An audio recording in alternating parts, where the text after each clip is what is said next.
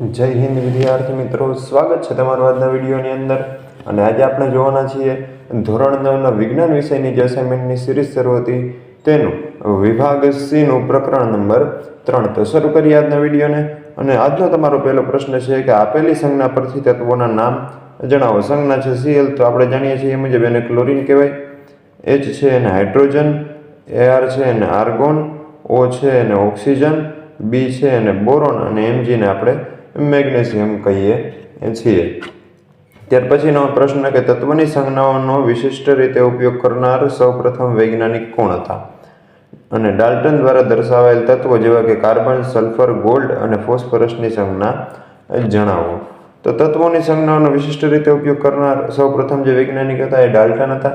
અને તેમણે જ્યારે કોઈ તત્વની સંજ્ઞાઓનો ઉપયોગ કર્યો ત્યારે તેમનો ઇશારો તત્વના નિશ્ચિત જથ્થા તરફ હતો.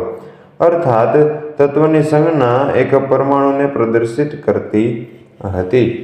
તો બર્ઝેલિયસ છે એણે સૂચવ્યું કે તત્વોની સંજ્ઞાને તેમના નામના એક અથવા બે અક્ષરોથી દર્શાવી શકાય. અને ડાલ્ટન દ્વારા દર્શાવેલી કેટલાક તત્વોની સંજ્ઞા નીચે મુજબ છે, જેમાં આપણે 4ની બતાવવાની છે: કાર્બનની, સલ્ફરની, ગોલ્ડ અને ફોસ્ફરસ.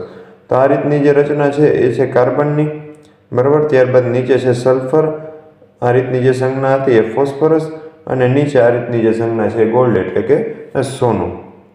ત્યાર પછીનો પ્રશ્ન દ્વિઅંગી સંયોજન એટલે શું? આ સંયોજનના સૂત્રો કેવી રીતે લખવામાં આવે? તો બે જુદા જુદા તત્વોથી બનતા સૌથી સરળતમ સંયોજનને દ્વિઅંગી સંયોજનો કહે છે. અને સંયોજનના રાસાયણિક સૂત્રો લખવા માટે તે ઘટક તત્વની સંજ્ઞાઓની નીચે સંયોજકતા લખવામાં આવે છે. ત્યારબાદ સંયોજાતા પરમાણુની સંયોજકતાનો ક્રોસ કરવામાં આવે છે. દાખલા તરીકે હાઇડ્રોજન ક્લોરાઇડ છે, તે એની અંદર હાઇડ્રોજન અને ક્લોરીન બે વસ્તુ હોય, બેની સંયોજકતા એક છે. પછી આ જે એક સંયોજકતા છે હાઇડ્રોજનને લાગે અને આ સંયોજકતા એક છે એ ક્લોરીનને લાગે, એટલે તમારું સૂત્ર બને HCl. ત્યારબાદ છે હાઇડ્રોજન સલ્ફાઇડ. હાઇડ્રોજનની સંયોજકતા 1 અને સલ્ફરની 2, એ બે સંયોજકતા લાગે હાઇડ્રોજનને અને એક જાય સલ્ફરને, તો સૂત્ર તમારું બને H2S. ત્યારબાદ પાણી, તો હાઇડ્રોજનની તો સંયોજકતા એક જ છે, ઓક્સિજનની 2, તો એ 2 લાગે H ને અને 1 લાગે O ને, એટલે તમારું સૂત્ર બને H2O. અને છેલ્લે કાર્બન ટેટ્રાક્લોરાઇડ CCl, બરાબર. કાર્બન અને ક્લોરીન, કાર્બનની છે 4, ક્લોરીનની 1 લાગે કાર્બનને અને 4 લાગે Cl ને, તો તમારું સૂત્ર બને CCl4. ત્યાર પછીનો પ્રશ્ન નીચે આપેલ ચોરસ કોયડા એટલે કે આકૃતિમાં તત્વોના નામ છુપાયેલા છે, તેમની સંજ્ઞાઓ નીચે આપેલ છે અને કોયડાઓ પૂરા કરવાના છે.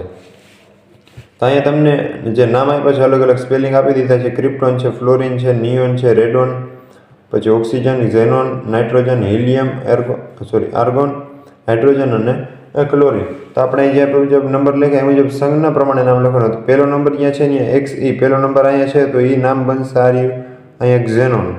ત્યાર પછી બીજું છે N એટલે કે નાઇટ્રોજન, આ રીતે. ત્યારબાદનું ત્રીજું છે HE એટલે કે હિલિયમ, HELIUM, હિલિયમ. ત્યારબાદ છે ચોથા નંબર ઉપર F, ચોથો નંબર અહીંયા રહ્યો એટલે કે Fનું બનશે ફ્લોરિન. ત્યારબાદ પાંચમા નંબર ઉપર KR એટલે કે ક્રિપ્ટોન, અને છઠ્ઠા નંબર ઉપર RN એટલે કે રેડોન. તમારો આ રીતે કંઈક છે એ બોક્સ પૂરું થશે. ત્યાર પછીનો પ્રશ્ન આવો જ કંઈક કે નીચે આપેલ શબ્દ ચોરસ કોયડામાં તત્વોના નામ છુપાયેલા છે, તેમની સંજ્ઞાઓ નીચે આપેલી છે. કોયડો પૂરો કરવાનો, જેમાં નામ હોય છે chlorine, calcium, hydrogen, ozone, argon, oxygen, xenon, argentium અને નાઇટ્રોજન, પછી નિયોન અને હિલિયમ. તો જ્યાં એક છે ત્યાં તમારે Cl એટલે ક્લોરીન બતાવવાનું, તો આ જે ઊભી લાઈન છે ત્યાં આવશે ક્લોરીન. ત્યારબાદ બીજું H એટલે કે થશે હાઇડ્રોજન. ત્યારબાદ ત્રીજું AR એટલે કે આર્ગોન. 3 નંબર અહીંયા છે તો અહીંયા આર્ગોન બને. ત્યાર પછી 4 ઉપર ઓક્સિજન, તો ઓક્સિજન અહીંયા કંઈક 5 ઉપર છે XE એટલે કે ઝેનોન, આ રીતે. અને છઠ્ઠું છેલ્લું N એટલે કે નાઇટ્રોજન. તો મિત્રો જે આપણું ચેપ્ટર હતું એ થાય છે અહીંયા પૂરું. આપણે જલ્દીથી જ મળીશું એક નવા વિડીયો સાથે. ત્યાં સુધી બધાને જય હિન્દ.